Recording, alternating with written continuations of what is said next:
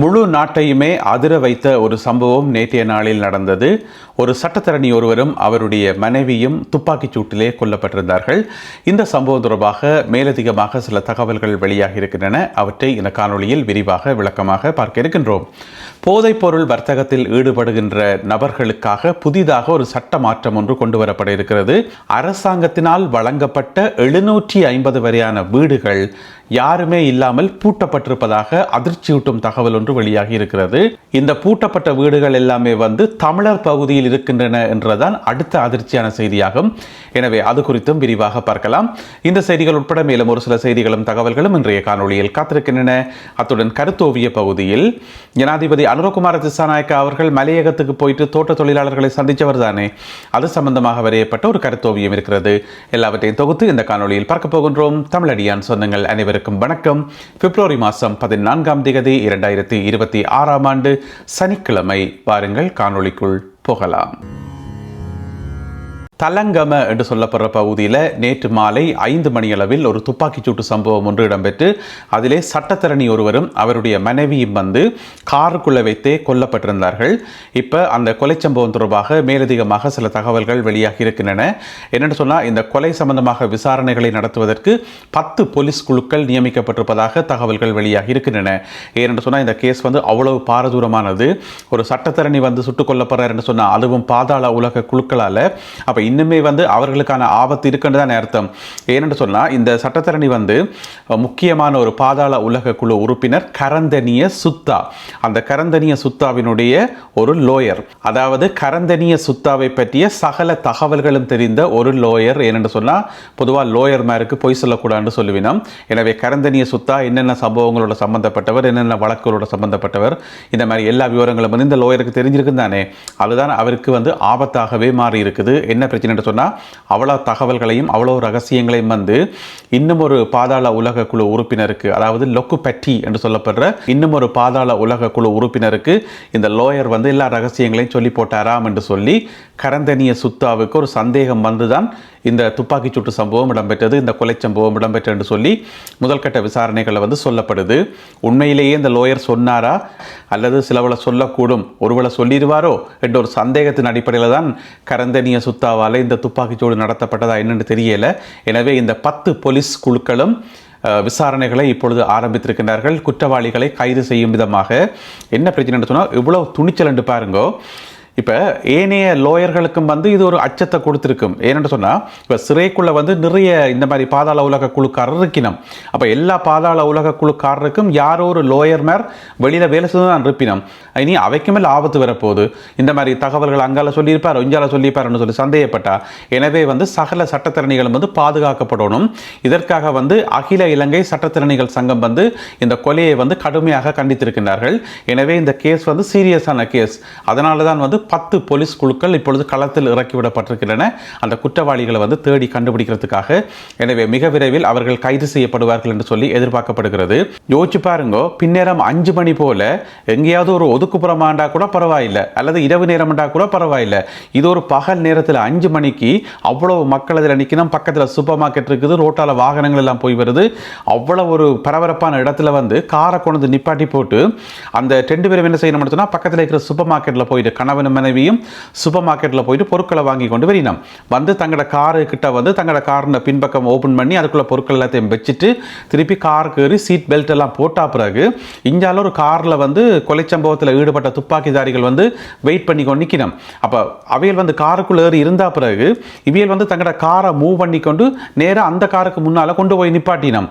எல்லாருமே பார்த்து கொண்டிருக்கத்தக்கதாக பட்டப்பகல்ல. அதுக்கு பிறகுதான் சர்வ சாதாரணமாக அந்த கார்ல இருந்து இறங்கி வெளியில T-56 வகை துப்பாக்கியால் 10க்கும் மேற்பட்ட சன்னங்களை சுட்டுத்தான் இந்த ஒரு கொலை சம்பவம் நடந்திருக்கிறது. எனவே இவ்வளவு பகல் வேளையில் இவ்வளவு துணிச்சலாக ஒரு லோயர் சுட்டுக் கொல்லப்படுறார் என்று சொன்னால், இன்னுமே பாதாள உலக குழுக்கள் அதுவும் சிறைக்குள்ளிருந்து வழங்கப்பட்ட கட்டளை என்ன யோசிச்சு பாருங்க. அப்போ இன்னுமே பாதாள உலக குழுக்கள் ஆக்டிவாக தான் இருக்கணும் வெளியில் என்றுதான் இதில் இருக்கக்கூடிய ஒரு ஏற்றுக்கொள்ள முடியாத விஷயமாகும். எனவே இது சம்பந்தமாக உடனடியாக விசாரணைகள் நடத்தப்பட்டு சம்பந்தப்பட்ட குற்றவாளிகள் மிக விரைவில் கைது செய்யப்படுவார்கள் என்று சொல்லி காவல்துறை தரப்பில் தரப்பில் வந்து சொல்லப்பட்டிருக்கிறது. இந்த சம்பவம் வந்து மிகுந்த பரபரப்பை ஏற்படுத்தி இருக்கிறது. பொதுவாகவே பார்த்தீங்கன்னு சொன்னால் வெள்ளிக்கிழமையில் வந்து ஏதாவது ஒரு சம்பவங்கள் நடக்கும். நேற்றும் வெள்ளிக்கிழமை இப்படியான ஒரு சம்பவம் ஒன்று நடைபெற்றிருக்கிறது. எனவே விசாரணைகள் தொடர்ந்து இடம்பெற்று வருகின்றன. அரசாங்கத்தினால் வழங்கப்பட்ட 750 வரையான வீடுகள் ஆக்களே இல்லாமல் பூட்டப்பட்டிருப்பதாக தகவல் ஒன்று வெளியாகி இருக்கிறது. அதிர்ச்சியூட்டும் தகவல் ஒன்று வெளியாகி இருக்கிறது. பொதுவாக பார்த்தீங்கன்னு சொன்னால் எத்தனையோ பேர் வந்து வசிக்கிறதுக்கு வீடு இல்லாமல் சாதாரண வீடுகளில் வந்து வசிக்கிறோம், அவை கொண்டு நிரந்தரமாக வீடு வேணும் என்று சொல்லி இங்கே பார்த்தீங்கன்னு சொன்னால் எங்கே தெரியுமா, வவுனியா மாவட்டத்திலையும் மன்னார் மாவட்டத்திலையும்.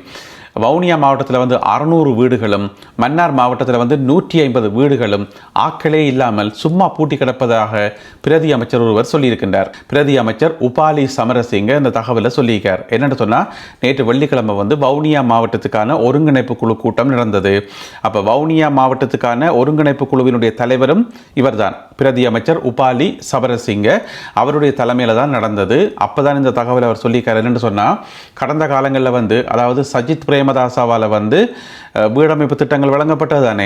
அதில் பார்த்தீங்கன்னு சொன்னால் வவுனியா மாவட்டத்துக்கு மொத்தம் 3349 வீடுகளும், முல்லைத்தீவு மாவட்டத்துக்கு 3457 வீடுகளும், மன்னார் மாவட்டத்துக்கு 2554 வீடுகளும் வந்து வழங்கப்பட்டதாம் கடந்த காலங்களில்.